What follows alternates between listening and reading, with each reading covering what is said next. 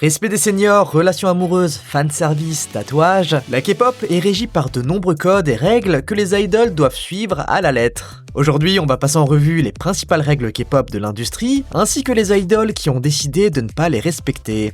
Le comportement en public est une des principales règles que les idols doivent respecter. En fait, les labels imposent à leurs artistes une conduite irréprochable afin de ne pas provoquer de vagues ou de commentaires négatifs. En toutes circonstances, les idols doivent montrer une personnalité douce, attachante et bienveillante. C'est pourquoi, encore plus fortement dans l'industrie que dans la société coréenne, les idols sont tenus de respecter leurs sunbaenim. Pour info, les sunbaenim sont les seniors qui ont plus d'expérience dans l'industrie. Par exemple, Twice sont les sunbaenim d'ITZY, puisqu'elles ont débuté avant et donc ont plus d'expérience. À savoir que cette hiérarchie s'applique à tout le monde, quel que soit son label d'appartenance. Par exemple, Stray Kids doit également montrer du respect à BTS, même si ces derniers ne sont pas sous JYP mais sous HYBE. L'une des manières de montrer son respect est simplement de saluer ses sunbaenim en s'inclinant. Et HYBE a eu de multiples critiques pour ne pas respecter leur sunbae. Par exemple, Wonyoung a souvent été critiqué pour ne pas respecter les autres idols, et ses seniors en ne s'inclinant pas devant eux. Pareillement, même si cela n'est pas une infraction en soi, il est également mal vu qu'une idol fume. Les artistes ne doivent pas montrer ce côté et sont souvent critiqués si on les surprend en train de fumer.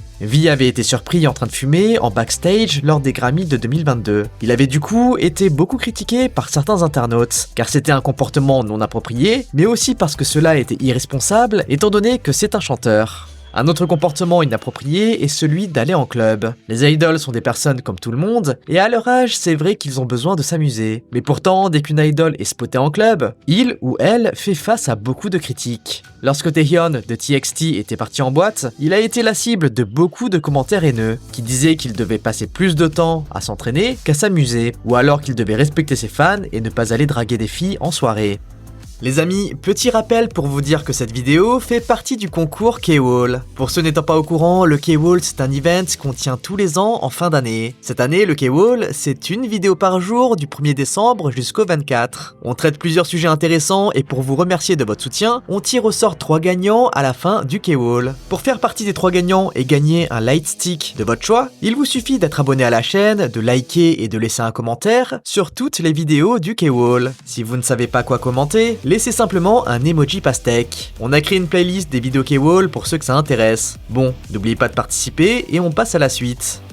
Après le comportement public qui est scruté par les agences, c'est l'image du groupe que les labels veulent conserver à tout prix. C'est avec cette intention que les idols ne peuvent pas exprimer leurs sentiments et leurs émotions lors des concours. Par exemple, lorsqu'il y a des awards, comme les AMA ou simplement des TV shows musicaux, comme Music Bank, les idols doivent respecter les vainqueurs. Les idols sont humains et c'est vrai qu'on pourrait attendre de la déception, de la colère ou de la jalousie de leur part. Mais non, les artistes n'ont pas le droit de montrer quoi que ce soit, mais doivent simplement féliciter les gagnants. Hyuha avait fait les frais de ce comportement lors des AMA de 2022. Cette année-là, les filles avaient drop Tomboy qui était un vrai banger. Du coup, beaucoup pensaient que les filles allaient emporter le Daesang, le prix le plus élevé de la cérémonie. Et Hyuha pensait cela également. Du coup, sur Bubble, elle posta des messages assez sûrs d'elle concernant la victoire de Idol. Finalement, cette année, c'est IVE qui remporta la victoire avec Love Dive. Les internautes n'ont pas hésité à se moquer de Hyuha, qui pensait que la victoire leur appartenait. Et certains ont même affirmé qu'elle n'était pas intelligente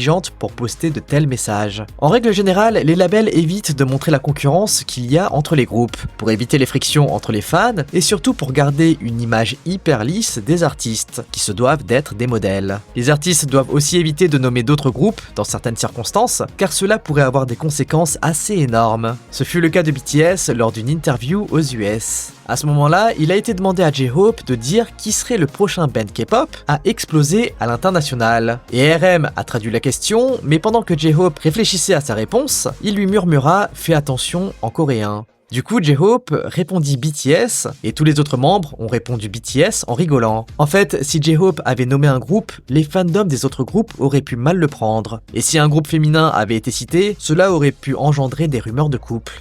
Dans un aspect plus économique, leur réponse aurait pu avoir une conséquence sur la valeur de l'action du label manageant le groupe qu'ils auraient pu nommer. Une autre règle qui n'est pas toujours respectée est celle des modifications corporelles, et plus particulièrement des tatouages. En Corée du Sud, les tatouages sont mal perçus, en grande partie en raison de leur association avec la criminalité et les gangs. Les tatouages ont longtemps été associés aux groupes criminels et aux membres de gangs, ce qui a créé une perception négative dans la société coréenne. Cette association entre les tatouages et la criminalité remonte à l'époque où les tatouages étaient utilisés pour marquer les membres des gangs et leur affiliation. Du coup, pour éviter que les idols soient perçus inconsciemment comme des mauvaises personnes, les labels interdisent cela. Cependant, certaines idols décident quand même de se faire tatouer. C'est le cas de Chaeyoung qui a plusieurs tatous sur le corps. D'ailleurs, on remarque qu'elle les cache tout le temps lors des performances, avec du scotch couleur peau. Jungkook aussi a décidé de passer le pas et de se faire tatouer le corps. Lorsqu'il avait fait les avant-bras, il a reçu de nombreux compliments, mais une partie du fandom était contre cela et affirmait que ça lui allait pas du tout et que ce n'était pas esthétique. Un comportement qui finalement confirme la pertinence de la règle de la part des agences.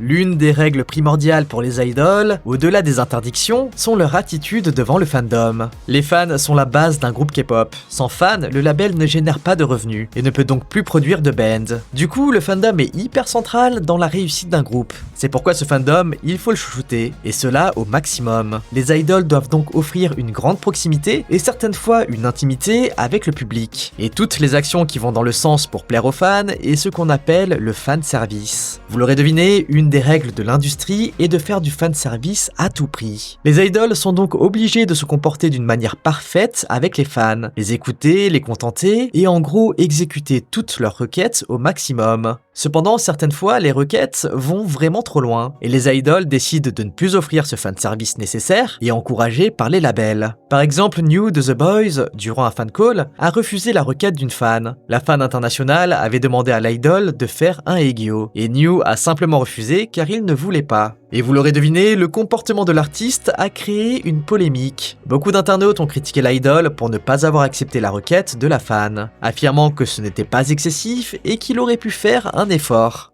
Et dans certains cas, le fanservice va tellement loin que les idols doivent littéralement rester célibataires. La JYP et d'autres labels ont ce qu'ils appellent des dating bans. C'est une clause dans le contrat des trainees qui les empêche d'avoir une relation amoureuse avec qui que ce soit pendant une certaine durée après les débuts. Cette durée peut varier de 1 à 5 ans. En fait, cette règle, qui est devenue plutôt tacite avec les années, est destinée à encore plus provoquer un sentiment de proximité de la part des fans avec les idols. Ce sujet mérite vraiment toute une vidéo, mais globalement, les fans féminines appellent leurs idoles oppa, ce qui veut dire grand frère, mais qui est également un terme utilisé pour s'adresser à un ami plus âgé ou à son petit copain. Certains fans développent donc une relation quasi amoureuse, d'autant plus que les idoles doivent faire preuve de fanservice, ce qui contribue encore plus à ce sentiment de couple. Du coup, le fait qu'une idole soit en relation avec quelqu'un est considéré comme une trahison. Trahison qui mène à une baisse des ventes de merch concernant l'artiste, et donc un manque à gagner pour les labels. Et ce fut récemment le cas de Joshua de Seventeen.